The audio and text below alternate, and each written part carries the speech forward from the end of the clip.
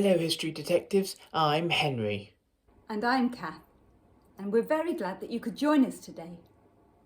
Thank you to everyone who's been telling us how much they enjoyed searching for clues last week, and to Abigail and Tom who sent in this photo of them looking for postboxes and dates. Do keep sending them in because we like seeing them. I'm having great fun being a history detective, Kath. I've learned about Alfred the Great, who beat the Vikings, and Samuel Pepys, who wrote about the Great Fire of London. Who are we going to look at next? We could do William the Conqueror, or King John, or Sir Francis Drake, or Julius Caesar. That's a great list, Henry. But have you noticed one thing about it? Everybody on it is male and powerful. History can be a bit like that. Unless you look carefully, the only stories you hear are those of powerful men. That's because men were ruling the countries and usually taking part in the exciting events that were recorded in history. So today we're going to look at what women were doing over the past centuries, why that was, and how it's changed. That sounds interesting, Kath. I've got an idea. I'm going to go and see my Granny Helga. She's 95 years old. I wonder if she can tell me about her life. I'll see you later. Now, of course, there have been important women throughout history, and I'm sure you can think of some straight away, like Florence Nightingale, Cleopatra, Queen Elizabeth, and we will talk about them too. But most women up until the 20th century were at home, looking after the houses and bringing up their children, as you can see in these videos. Me, Ugga. Ugg out, fight saber-toothed tiger. Make home safe for family. Him bring back mammoth. We cook on fire and eat. I find berries. We eat berries. Good day to thee. My name's Ethelberger, and you are welcome to our Anglo-Saxon home.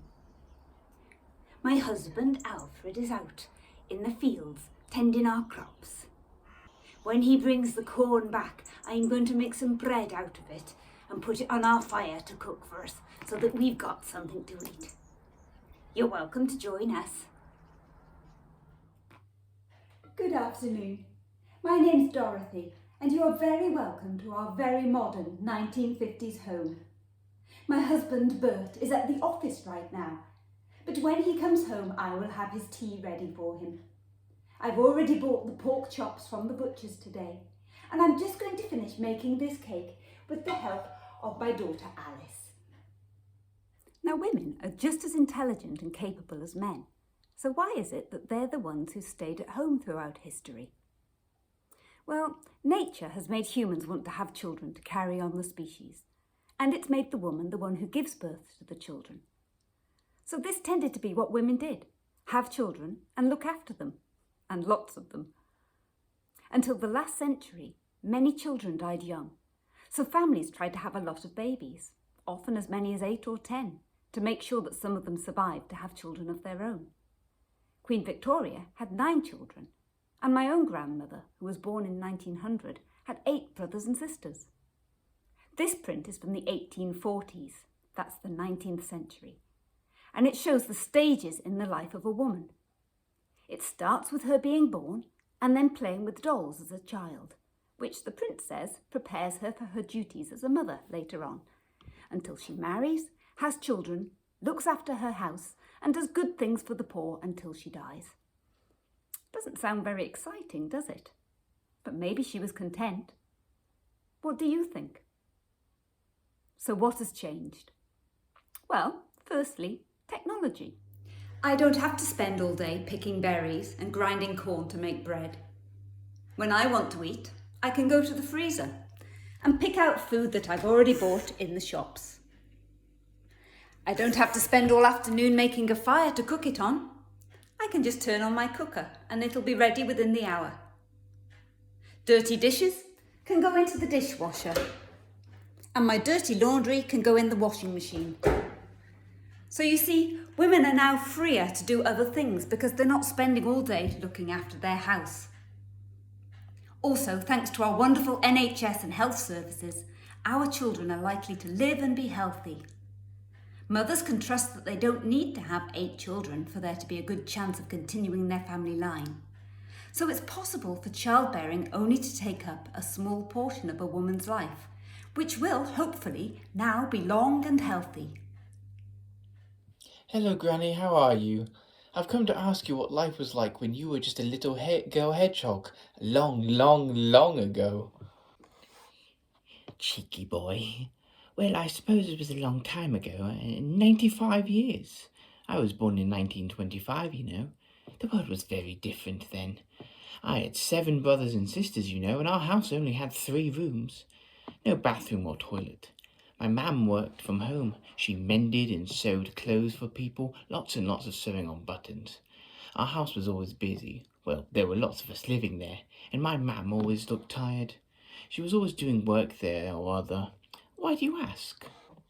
We history detectives are finding out how life has changed for women throughout history, so I thought it'd be a good idea to ask someone someone who is very, very wise.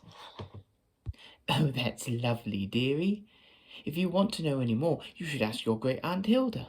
She's had a great life working in all sorts of places here. Goodbye, dearie. Now, women have always worked, unless they had enough money to employ someone else to do it for them. If you've ever spent your time cleaning the house, cooking food or doing the shopping, you'll know it's hard work. But as for being paid for their work, well, that's a different matter. The jobs that women have been allowed to perform outside the home are those that seemed appropriate, because they were very similar to the ones they did in their own homes. So, throughout history, women have been the cooks or servants or looked after the children of the lord of the manor or of wealthy people. Later, their jobs usually involved caring for people in one way or another, like nursing or teaching. It doesn't mean they were not good enough to do other things, but these were the only jobs they were allowed to do, because they seemed to be appropriate for women to do them. Do you know William Shakespeare, who wrote plays during the Tudor times, the 16th century? Well, although his plays had female parts in them, women were not allowed to act at that time. So the female roles were played by young men. It was illegal for women to act on the British stage until 1660. That's 42 years after Shakespeare died. Romeo, Romeo, wherefore art thou, Romeo? Parting is such sweet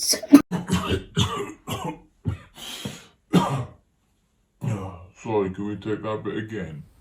Women wrote books, but the men who were publishing them did not take their work seriously. They thought they were only for other women. In the 19th century, the Bronte sisters published their books under male names because they thought it would be difficult to get them published otherwise. Instead of Charlotte, Emily and Anne Bronte, they became Currer Bell, Ellis Bell and Acton Bell. Unusual names to be sure, but all male. One of the main barriers stopping women from having a profession, like being a doctor or scientist, was that they were not allowed to go to the universities, which are schools for grown-ups, to study. The first women attended the University of London in 1868. That's about 150 years ago. And they went on to become doctors, lawyers, writers, and political campaigners. Women have been able to join the British Army since 1881, mostly in nursing or support jobs. Today they can fight on the front line alongside men if they choose to, and if they're fit and strong enough. But before that, only men could fight, as war was seen as strictly man's work, although there are stories of women who pretended to be men and joined up. Women and men are now treated the same in the UK, and the law says that all jobs have to be open to men and women equally, with a few exceptions. So what happened to bring this about? Hello, great Auntie Hilda. It's Henry here, and I've come to ask you what jobs you did and what it was all like. Hello, my love. Well, my first job was as a driver in the ATS where the Second World War was on. That was a great opportunity for us girls who wanted a bit of adventure. I got to learn how to fix a truck and drive it all over the country. I would never have had an opportunity like that if it hadn't been for the war. Women were not supposed to do mucky heavy jobs like looking after vehicles, but with all the men fighting away the war, the women ended up doing lots of jobs and kept Britain going, really. 85% of women were involved in the war work. That was in the 1939 to 1945 war, you know, and I even met the Queen. Look, here's a photo of her. She was still Princess Elizabeth at the time, but she and I worked together as drivers and mechanics. Oh, she was lovely. Wow, Great Aunt Hilda, that's amazing. Was that why women were allowed to do much more jobs after the war? Yes, we proved that we could do it. You see me, love? The men took their jobs back again when they came back from the war, but we showed them what we could do. It was the same after the First World War back in 1918. Afterwards, they proved themselves worthy of the vote. You want to go and see your great Aunt Hermione? She's a bit older than me, and she remembers how our mother helped to fight a war so women would be able to vote. Goodbye, me love. Great Auntie Hilda is quite right. Up until 1918, no women in Britain could vote in elections. It meant that women could not have a say in who represented them in Parliament, where decisions that affected Britain, including them, were made. A group of women called Suffragettes protested against this. They marched, held meetings, and took drastic action, like chaining themselves to railings. One, Emily Wilding Davidson, believed so strongly in the cause that she died while trying to pin a sash on the king's horse while it was running in a race. Hello, Great Auntie Hermione. Oh, wow, what are you wearing? Hello, Henry. Your Great Auntie Hilda phoned and told me that you wanted to talk about the Suffragettes, so I found my mother's old outfit to show you. The Suffragettes used to wear white to show that they were still feminine because people were calling them unnatural and unladylike, and they wore sashes of violet for loyalty and dignity, white for purity, and green for hope. It also stood a give women vote, green, white, violet. See? My mam said that there were some women that deliberately got themselves arrested and put in prison. They were treated very badly, but they were brave and stood up for what they believed in. Because of them, all women in Britain can vote today, so hurrah for them.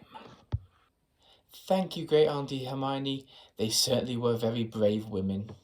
Today, there are 21 women as the head of state or government around the world, including our Queen, Elizabeth II. This is not a lot, considering that there are 194 recognised countries in the world, but they are significant, and this is consistent throughout history. Now, as well as our present Queen, Elizabeth II, there have been other Queens of England and Great Britain who ruled by their own right, rather than as queens who were there because they were the wife of the king, who did all the ruling. Queen Mary Tudor, Henry VIII's eldest daughter, was the first of these, followed shortly after by Queen Elizabeth I. You might know the story of how their father, King Henry VIII, had 6 wives, marrying each of them because he wanted a son to reign after him, and discarding them when they were not able to give him a son. This was because the throne of England, and later Britain, was passed down to sons first and only to daughters if there were no sons. This wasn't because they weren't actually clever enough. Queen Elizabeth I is remembered as one of our greatest leaders, defeating the Spanish Armada, or Navy. But if the lords did not agree with who should be the next king, there was often rebellion, and women were thought to be weak, so it was safest to have a son to continue the line of kings. Back in the 12th century, this had led to civil war, which is a war between 2 sides in the same country. Matilda was the only surviving child of King Henry I of England, so she should have been queen after he died. All the laws of England swore that they would be loyal to her, but when Henry died, her cousin Stephen seized the throne, and Matilda launched a war which lasted 19 years to try and get it off him. She didn't succeed, but her son did become Henry II. It was 400 years after Matilda that Mary Tudor took the throne, and England had its first queen who reigned in her own right. The British law was only changed 8 years ago to allow royal children an equal line to become king or queen, regardless of whether they're boys or girls. So it seems that for most of the past 2,000 years, and even before that, women in Britain have not been allowed to do much other than stay at home or work in a small number of jobs that seemed suitable. They have not been allowed to hold positions of power or to vote to change their lives. But there are always exceptions, and there are female figures in history who went against this trend and are remembered for their bravery, minds, and fighting against convention. Boudica was queen of the Celtic Iceni tribe. In 60 AD, Boudica started a Celtic revolt against Roman rule, and the leaders of all the other tribes elected her to lead them as well. With an army of around 100,000, she succeeded in driving the Romans out of modern-day Colchester, London and St Albans. Her success led the Roman Emperor Nero to consider withdrawing from Britain entirely, until the Roman governor, Paulinus, finally defeated her. Shortly afterwards, Boudica died. But what an achievement to have come so close to beating the mighty Romans. Florence Nightingale is a famous British nurse who lived from 1820 to 1910. Much of what we know about clean, organised hospital conditions today is thanks to Florence's hard work and research. She began nursing during the Crimean War, which was fought in the area between Russia and Turkey, and campaigned for better hospital conditions for the wounded soldiers there. She helped to treat the soldiers, and she was nicknamed the Lady with the Lamp because she would work all night to make sure the soldiers had what they needed, like water and warm blankets. Amelia Earhart took up flying planes in 1921, just 18 years after the first successful aeroplane had been invented by the Wright brothers, and she went on to break many flying records: the highest women's flight, the first woman to fly alone across the Atlantic, and other speed and flying records. In June 1937, she began a flight around the world, becoming the first person to fly from the Red Sea to India. But she disappeared in the Pacific, halfway between Australia and America, and this is one of history's unsolved mysteries, as she has never been found. There are tales of female pirates who sailed the seas and were as fierce and ruthless as any men. Mostly, they lived disguised as men, swearing, drinking and fighting like the rest of the crew, because women were thought to be bad luck on board ship. One of the first female pirate captains was Alvida from Sweden. She lived in a time before the Vikings.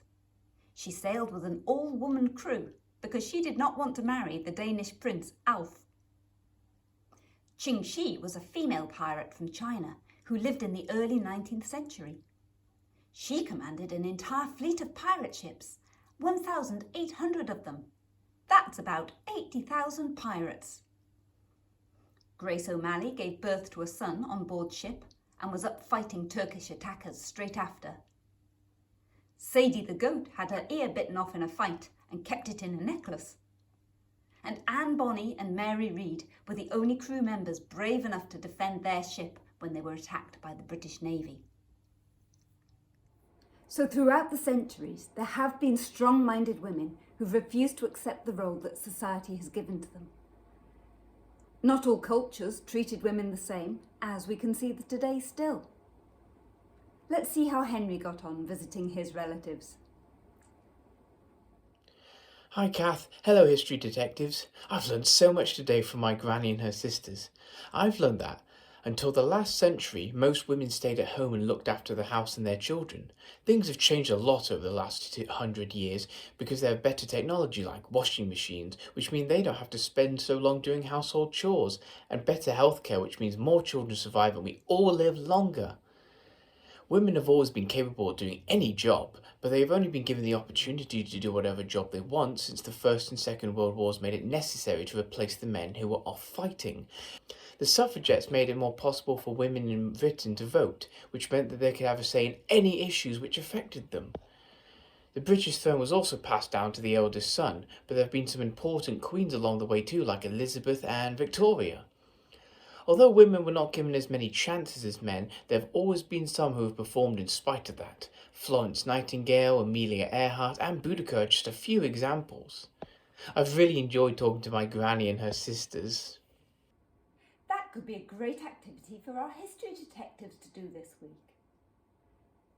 Why don't you find an older member of your family and ask them what life was like when they were younger?